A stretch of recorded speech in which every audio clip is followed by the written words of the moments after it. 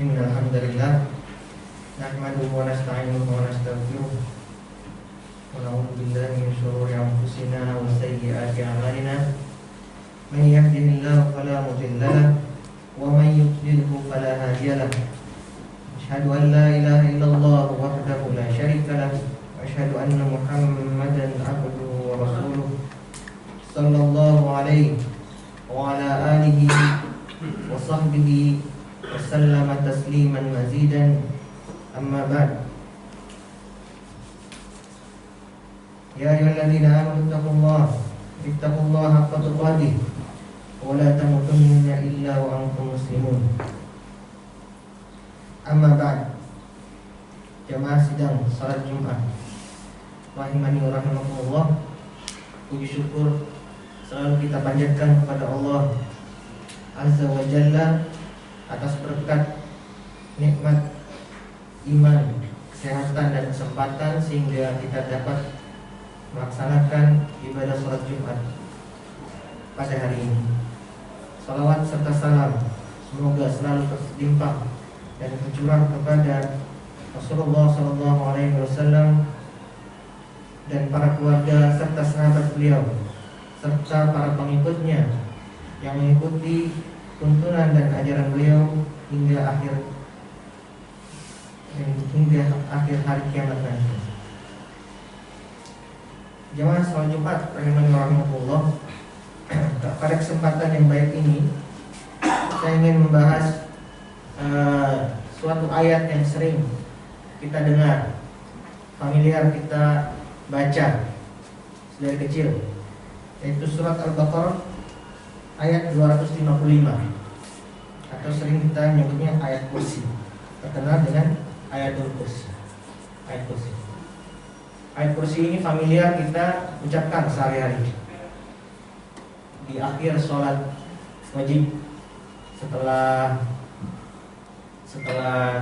zikir membaca ayat kursi, zikir pagi dan petang membaca ayat kursi, sebelum tidur disunahkan juga membaca ayat kursi. Faedah ayat kursi ini juga salah satu ayat yang membuat iblis, setan itu mengatakan kejujuran. Jadi pernah ada seorang sahabat yang menangkap pencuri di gudang beras malam-malam. Setelah ditangkap, pencuri ini berkata, lepaskan aku, besok tidak akan diulangi. Dilepas, besok balik lagi, ditangkap lagi, minta dilepas lagi, tidak akan mengulangi. Besoknya ternyata malam diulang lagi, ditangkap. Saya akan memberitahu kamu satu hal, kalau kamu lepaskan, saya memberi kamu satu ilmu. Ditanya sama sahabat, apa ilmunya? Coba kamu baca ayat kursi sebelum tidur, nanti kamu gak akan diganggu iblis di malam hari. Kemudian sahabat ini datang kepada Rasulullah SAW, tanyakan, kata Rasulullah, membenarkan pernyataan pencuri tadi. Rasulullah berkata, dia berkata benar walaupun selama ini dia sifatnya berbohong, suka berbohong, pendusta. Ketahuilah kamu bahwa itu sebenarnya iblis yang menyatakan. Jadi iblis pun sampai berkata jujur karena hebatnya ayat kursi ini. Juga termasuk dalam ayat yang dipakai dalam terapi ruqyah, ayat kursi. Untuk faedah ayat-ayat kursi ini sangat banyak dalam hadis-hadis Rasulullah SAW. Kali ini saya akan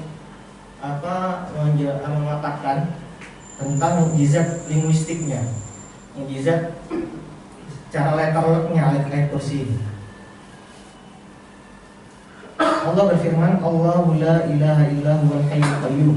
Kalimat pertama, la ta'khudhuhu sinatun wa la naum. Kalimat kedua, lahu ma fis samawati wa ma fil ardh. Tiga, man dzalladzi yashfa'u indahu illa bi idzni. Keempat, ya'lamu ma baina aydihim wa ma khalfahum. Kelima, wa la yuhituna bi syai'in min ilmihi illa bima syaa'. Enam, wasi'a kursiyyus samawati wal ardh. Tujuh, wala ya'udu hifdzuhuma. Ke-8, wa huwal aliyyul azim. Jadi ayat kursi terdiri dari 9 kalimat.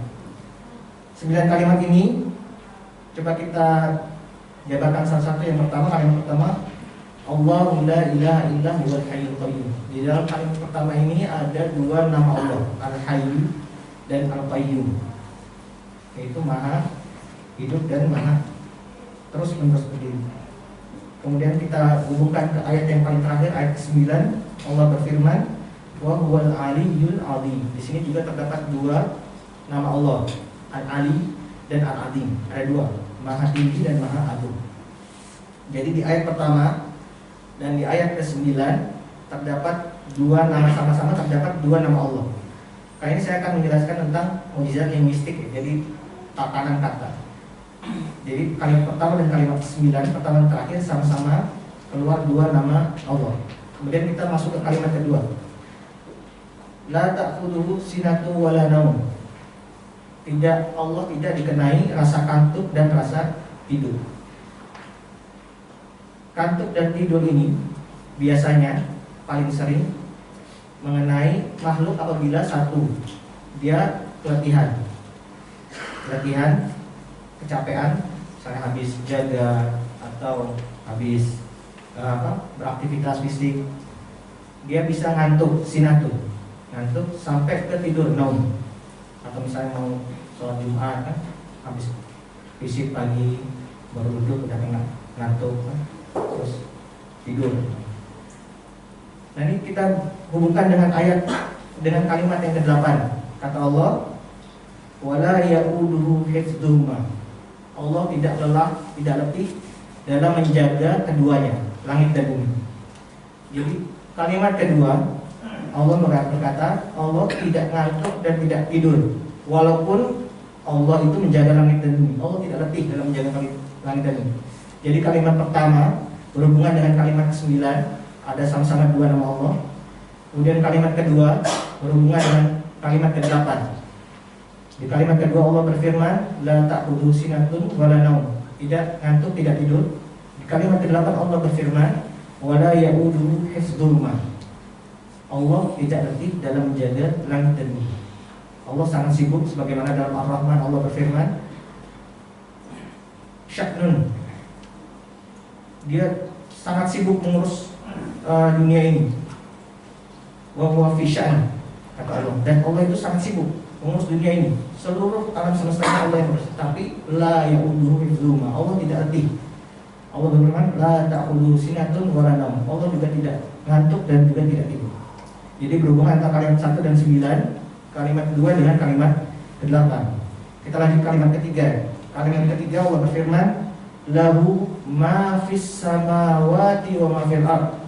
Milik Allah, hanya milik Allah. Karena lahu didahulukan, tandanya mengkhususkan. Hanyalah milik Allah apa yang ada di langit dan apa yang ada di bumi.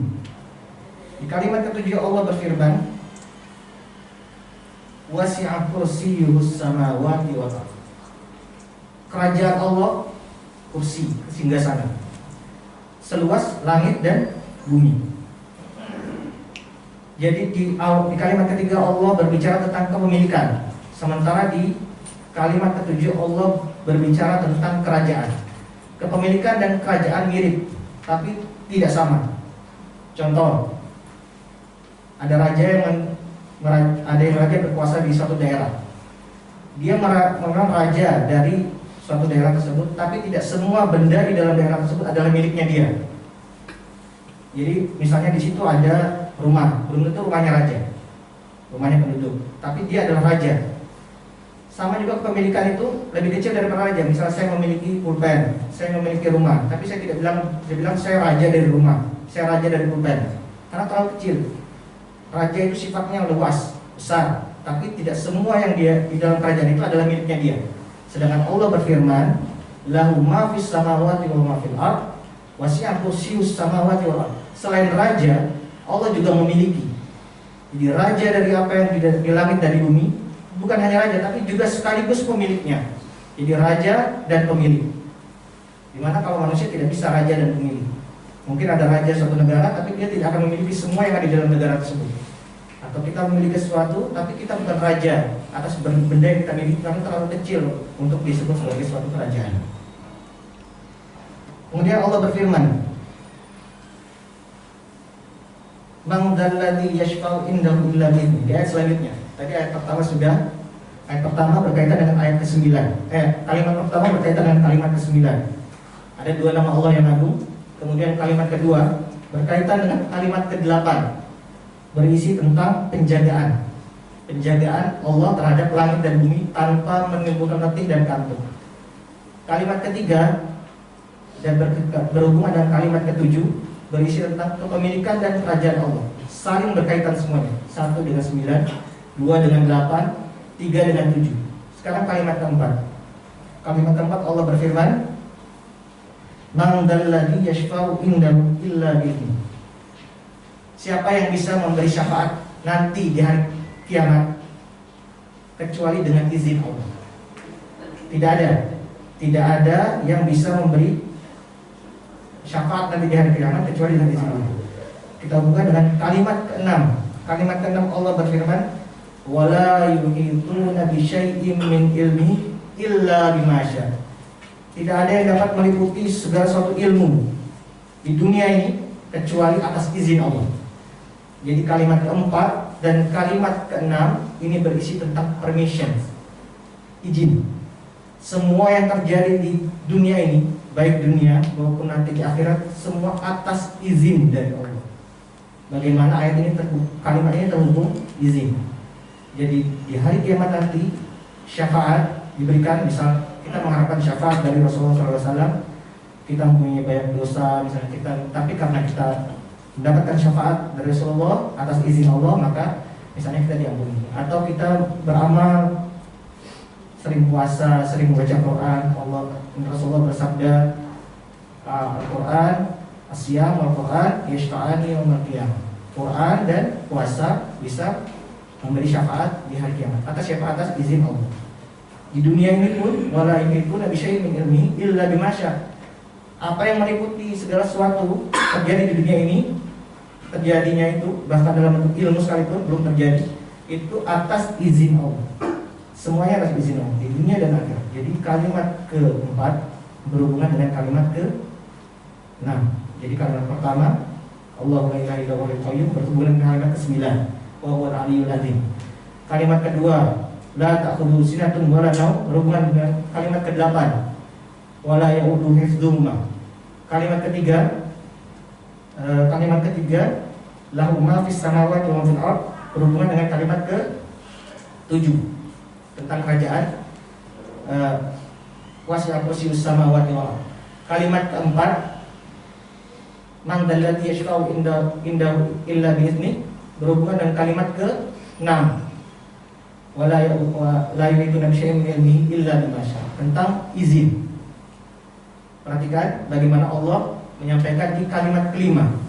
Kalimat kelima Allah berfirman,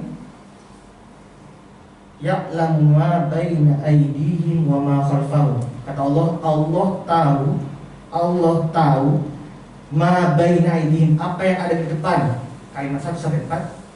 Wa ma khalfahum, kalimat 5 sampai 8. Ya'lamu ma baina aydihim wa ma khalfahum. Allah tahu apa yang ada di depan dan apa yang ada di belakang. Jadi dalam perencanaan ayat kursi ini, tiap kalimatnya sudah Allah rencanakan apa yang ada di depan dan apa yang ada di belakang. 1 ke 8, 2 ke 7, 3 ke 6, 4 ke 3 ke 7, 4 ke 6. Di tengah-tengahnya kalimat kelima Allah berfirman, ya'lamu ma baina aydihim wa ma khalfahum. Allah tahu apa yang ada di depan dan apa ada di belakang.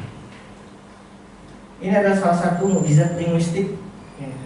Yang mukjizat linguistik ini pada akhir-akhir ini sering dibahas karena Al-Quran ini kan diturunkan dalam bentuk lisan. Waktu dia ditulis, barulah terungkap mukjizat-mukjizat linguistik ini setelah ditulis. Karena bahasa tulisan itu lebih bisa dianalisis daripada bahasa lisan. Bahasa lisan waktu dia diwahyukan, diucapkan Rasulullah SAW, sekali ucap dicatat. Setelah dicatat baru diteliti, barulah keluar dia ada mukjizat linguistik Al-Quran. Dan yang harus kita perhatikan adalah saat Al-Quran ini diturunkan itu dalam bentuk ucapan, sehingga tidak mungkin diedit. Jadi waktu diucapkan Rasulullah SAW, dihafalkan para sahabat, ditulis, ucapan itulah yang akan ditulis, tidak mungkin lagi diedit. Seperti kita menulis di WhatsApp, menulis di email, mungkin kita bilang, oh ini kalimat ini kurang bagus, kita edit, hapus, edit. Kalau Al-Quran tidak.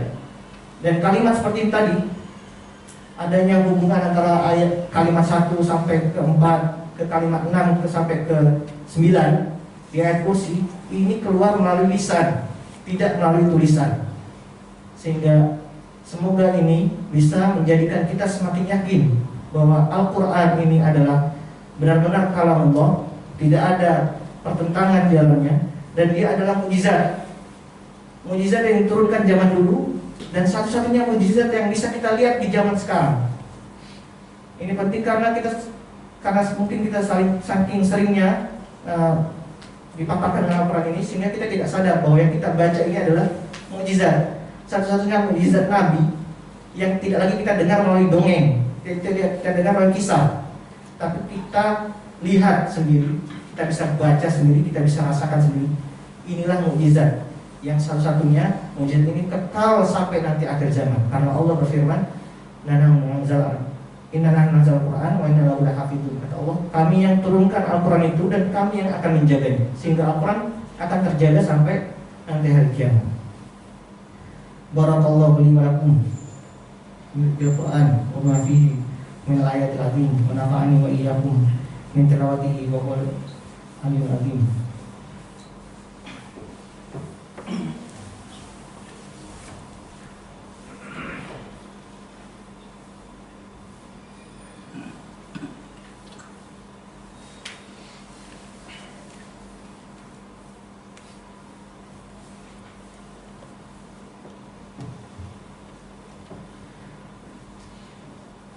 Alhamdulillah wa kafa wa salli wa sallim ala sayyidina Muhammadin al-Mustafa wa ala alihi wa sahbihi al-wafa. Asyhadu an la ilaha illallah wahdahu la syarika lah wa asyhadu anna Muhammadan abduhu wa rasuluhu, amma ba'd. Fa ya ayyuhal muslimun, usikum wa nafsi bi taqwallah wa alamu anna Allah amarakum bi amrin 'azim, amarakum bis salat was salam ala nabiyil karim, fa qala inna Allaha malaikatahu yusalluna 'alan nabi ya ayyuhalladzina amanu shallu 'alaihi wa sallimu taslima. Sebelum saya mengakhiri khutbah kedua dengan doa, saya ingin menekankan kepada diri saya sendiri, khotib, dan para jamaah sekalian untuk pentingnya kita kembali kepada Al-Quran, kepada kalam Allah. Ini adalah satu-satunya petunjuk yang Allah tinggalkan di saat Nabi sudah lagi tidak diutus ke umat manusia. Pentingnya kita untuk mempelajari Al-Quran, luangkanlah waktu sedikit, walaupun cuma 15 menit, 10 menit kita baca Al-Quran, baca artinya, insya Allah kita akan mendapatkan manfaat. Karena dengan makin diteliti, makin dipahami, makin diresapi, ilmunya tidak akan berkurang. Justru ilmu dari Al-Quran akan terus bertambah. Allahumma ighfir lil muslimin wal muslimat wal mu'minin wal mu'minat al ahya'i minhum wal amwat. Rabbana la tu'akhidna in nasina wa akhtana.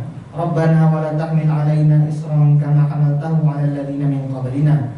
Rabbana wa la tuhammilna ma la taqata lana bih wa'fu 'anna waghfir lana warhamna anta maulana fansurna 'alal qaumil kafirin.